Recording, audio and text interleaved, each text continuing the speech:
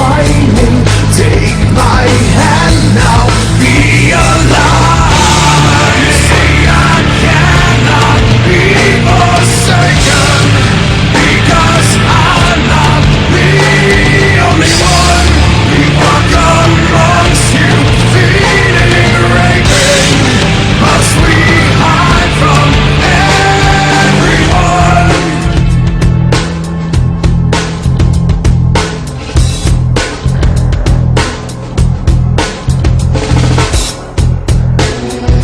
I'm over it. Why can't we be together? Embrace it. Sleeping so long, taking off the mask. At last I see my fear is fading. I can't speak it. Oh, else you will dig my grave. You feel them finding, always whining. Take my hand now, be alive.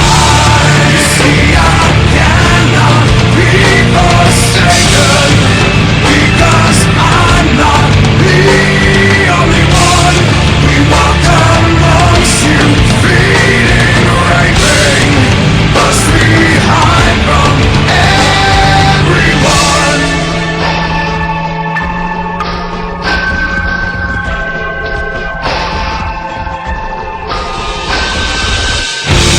You see I cannot be forsaken, because I'm not the only one. We walk amongst you, feeding, raping. Must we hide from everyone?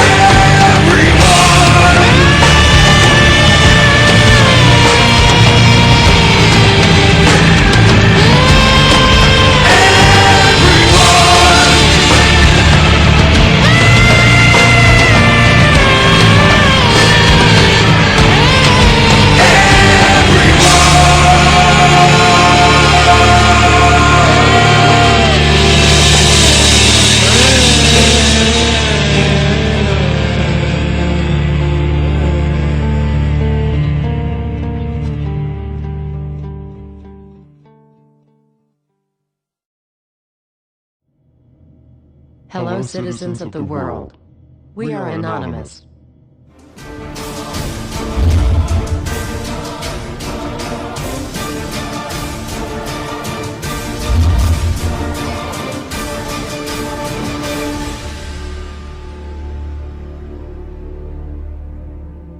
Dear brothers and sisters, now is the time to open your eyes. In a stunning move that has civil libertarians stuttering with disbelief, the U.S. Senate has just passed a bill that effectively ends the Bill of Rights in America.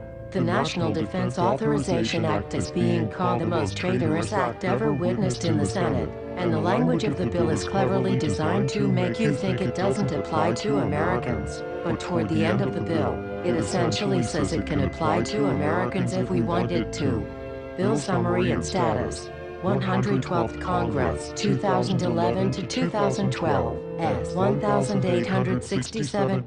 Latest title, National Defense Authorization Act 4.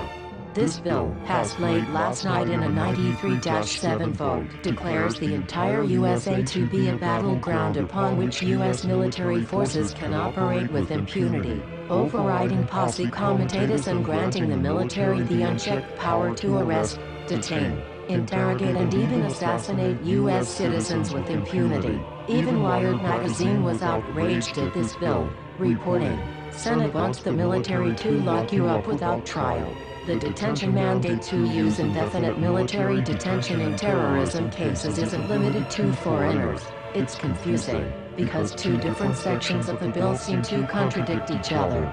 But in the judgment of the University of Texas Robert Chesney, a nonpartisan authority on military detention, U.S. citizens are included in the grant of detention authority. The passage of this law is nothing less than an outright declaration of war against the American people by the military-connected power elite.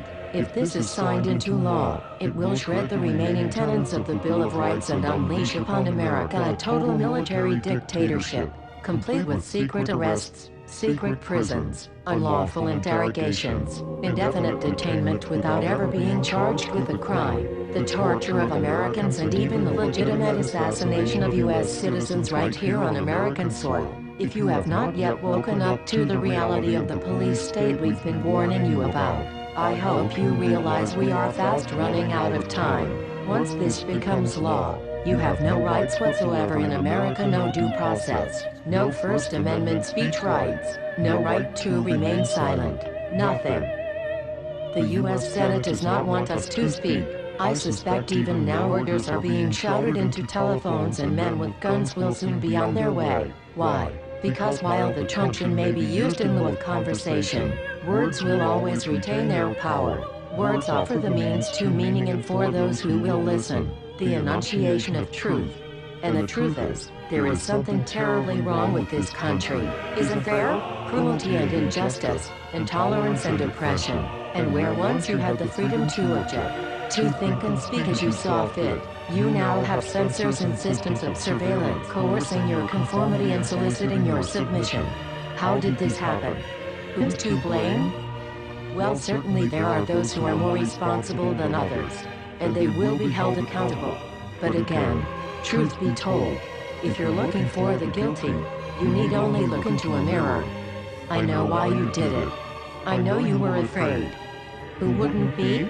War, terror, disease. There were a myriad of problems which conspired to corrupt your reason and rob you of your common sense. Fear got the best of you, and in your panic, you turned to the now president in command, Barack Obama. He promised you order. He promised you peace. And all he demanded in return was your silent, obedient consent. More than 400 years ago, a great citizen wished to embed the 5th of November forever in our memory. His hope was to remind the world that fairness, justice, and freedom are more than words. They are perspectives. So if you've seen nothing, if the crimes of this government remain unknown to you, then I would suggest that you allow the 5th of November to pass unmarked.